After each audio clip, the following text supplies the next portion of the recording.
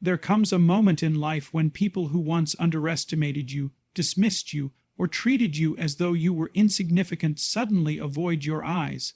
They look away, they stutter, they shuffle their feet. They act as though the very presence of you is a mirror they cannot bear to face. And it's strange, because perhaps you're not doing anything different now. Maybe you're simply standing there calm, composed, living your life. But something has changed, not in you, but in them, and you can feel it. You walk into a room and the air shifts. You speak, and their expressions tighten ever so slightly. You exist, and somehow that alone is enough to unsettle them. Why? Because they know, they remember. People rarely forget the moments when they acted beneath their own standards, especially towards someone who did nothing to deserve it. When they lied, betrayed, humiliated, abandoned, manipulated, or attempted to diminish you in order to feel superior themselves, they might have justified it at the time. They might have laughed about it. They might have even convinced themselves that you would never rise above the place they tried to keep you in. But reality has a peculiar way of circling back, and guilt, oh, guilt is a persistent companion. You see, guilt is not merely an emotion, it is a spotlight. And when someone carries guilt because of the way they treated another human being, that spotlight becomes blinding. It turns the most ordinary interactions into unbearable reminders. A glimpse of your strength highlights their weakness. A hint of your dignity exposes their pettiness. A fraction of your growth burns through the excuses they once used to justify their behavior. So they avoid you. Not because you intimidate them, though that may be part of it. Not because they dislike you, though they might claim that to protect their pride, but because looking at you forces them to confront what they wish they could forget. And the irony, their reaction has nothing to do with your worthlessness. In fact, it's the opposite. People don't look away from what they consider insignificant. They look away from what makes them ashamed. So when you encounter this avoidance, when people who once dismissed you suddenly can't look you in the eye, when they try to speak to you but their voice cracks, when they see you walking toward them and pretend to check their phone, when they avert their gaze because the truth of their past behavior has finally caught up with them, understand this: that is their guilt speaking, not your inadequacy, and it means something very powerful, perhaps more powerful than you realize. Let's tell the truth here. What you experienced wasn't fair. In fact, it may have been deeply painful. People can wound you in ways that leave long, invisible scars, not physical, but psychological and emotional. They can undermine your confidence, mock your dreams, sabotage your efforts, and pretend that their cruelty is somehow your fault. And for a long time, you probably believed they were right. You might have stayed silent. You might have tolerated behavior you shouldn't have. You might have swallowed your dignity just to keep the peace. You might have blamed yourself for their inability to treat you properly. And yes, that hurt. It hurt profoundly, because you weren't asking for much. You wanted respect. You wanted fairness. You wanted loyalty. You wanted people to treat you the way any person deserves to be treated. But instead, you encountered manipulation disguised as care, laziness disguised as honesty, and disrespect disguised as humor, and each time something inside you dimmed a little. You tried to make sense of it. You tried to figure out what you did wrong. You tried to fix things that were never yours to fix. People don't talk enough about that: the confusion, the self-doubt, the internal chaos that emerges when you are mistreated by someone you trusted. You begin questioning your value, your judgment, even your reality. It's like being trapped in a fog you didn't create, and you struggle to find your way back to yourself. But here's what you may not have realized: you weren't weak, you were loyal. You weren't blind, you were hopeful. You weren't naive, you were human. And the fact that you endured all of that and still remained capable of kindness, empathy, and growth speaks volumes about your character. The people who wronged you, they didn't break you. They merely revealed themselves. Now they carry the burden. Now they feel the discomfort. Now They hear the echo of their own choices every time they encounter your strength. And you deserve to acknowledge that. You deserve to recognize that their guilt is not your responsibility. You deserve to understand that your presence is powerful enough to remind them of the person they failed to be. So yes, your pain was real. Yes, the injustice was real. Yes, what they did hurt deeply, and you are right to feel the weight of all of it. But that validation is not the end of your story. It is simply a necessary chapter 1 that prepares you for the shift that follows. Now let's shift the perspective, because this is where the transformation happens. At some point, you stopped tolerating what was destroying you. At some point, you realized that your life was too valuable, your mind too intricate, your future too vast to remain ruled by the opinions of people who couldn't even rule their own impulses. At some point, you stood up, maybe quietly, maybe boldly, and walked away from the chaos they created. And this, right here, is what changed everything. You see, people expected you to stay small. They expected you to remain the version of yourself that they could manipulate, control, or overlook. But when you outgrew that version, when you began setting boundaries, speaking truth, or simply living in alignment with your values, it shattered the narrative they built around you. Suddenly, they couldn't justify their past behavior anymore. Suddenly, they couldn't pretend they were the strong one and you were the weak one. Suddenly, they couldn't use the old dynamics to keep you where they wanted you. And when the old roles no longer function, people panic.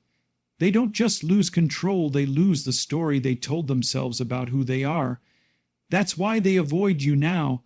That's why they look away. That's why every interaction feels strained, awkward, or fragmented. Because looking at you forces them to confront the evolution they refuse to make in themselves. Do not misunderstand this shift. This is not punishment. This is not revenge. This is not about superiority. This is a recognition of reality. You grew, and they didn't. And when growth and stagnation meet face to face, the stagnant one always feels threatened. So the shift is not merely external, it is internal. It is the moment you realized that their guilt is not your burden. Their discomfort is not your problem. Their inability to face you is not your failure. It is their reckoning. And now that you understand that, it's time to take that understanding and transform it into empowerment. This is where your story turns upward. This is where you reclaim your power, not by fighting them, not by proving yourself to them, but by becoming the person you were always capable of being regardless of their past treatment. Here's the truth. You don't need their acknowledgement. You don't need their apology. You don't need their validation.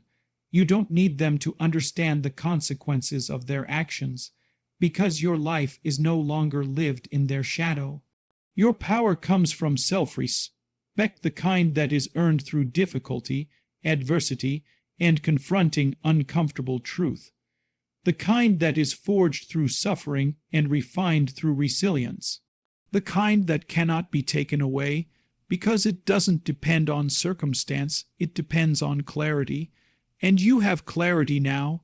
You know who you are, you know what you deserve, and you know where you're going.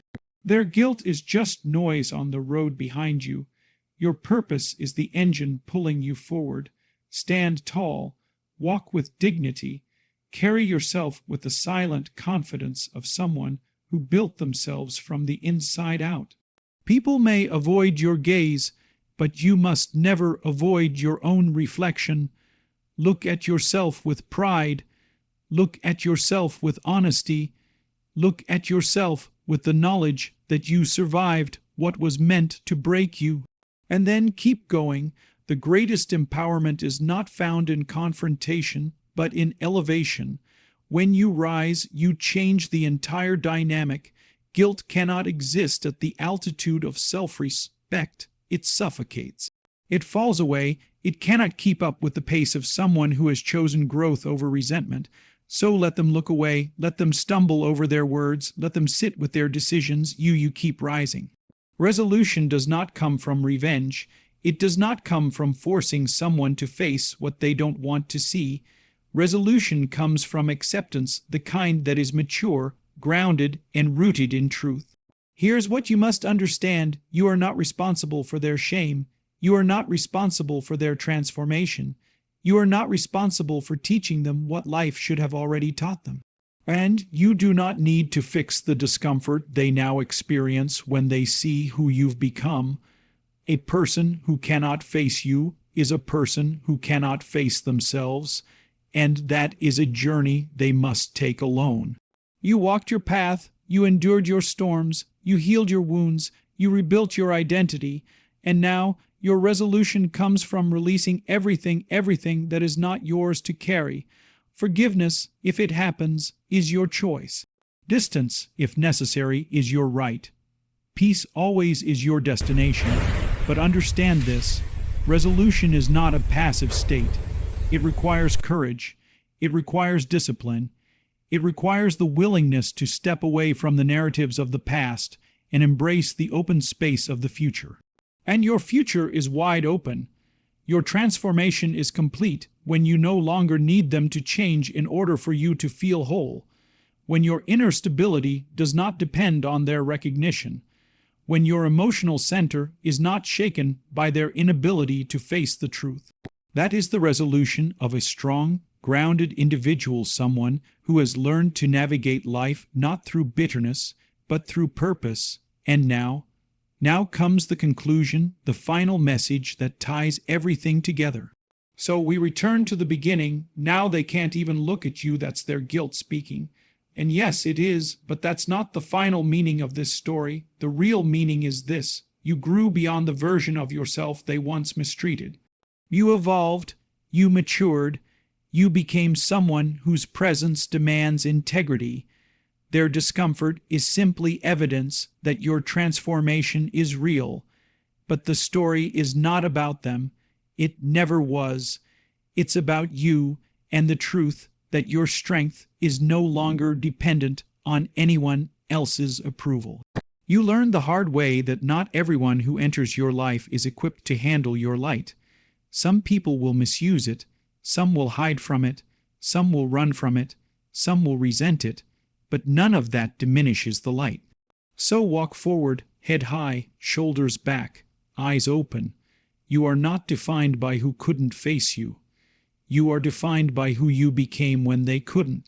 And that, truly, is the essence of strength, living in such alignment with your highest values that anyone who betrayed them can no longer look you in the eyes, not because you're frightening, not because you're vengeful, not because you're unforgiving, but because your very existence exposes the gap between the person they were and the person they should have been.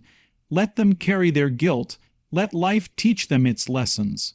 Let time do its work. You have a future to build, a life to live, a destiny to fulfill, and no one, absolutely no one, can take that away from you now. Walk forward. You've earned it.